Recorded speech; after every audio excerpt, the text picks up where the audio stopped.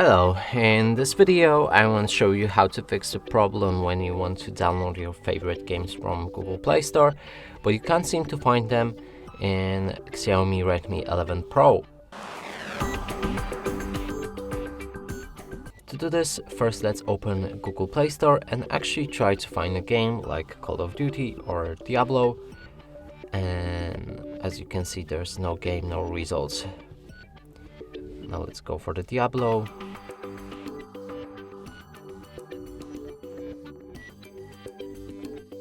Also nothing. And to fix both of these issues, we'll need to go back to the home screen of Google Play Store, click on the profile picture, open the settings, reveal family, enter parental controls, then select either apps and games or turn off parental controls entirely. I'm gonna go with apps and games, then insert a PIN code and increase PG to 16. Make sure to save those settings afterwards and go back.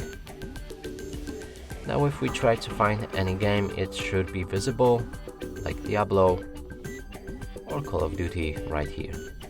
And that's it for this video. Hope you like it. Please consider subscribing to our channel, leave a like and a comment below.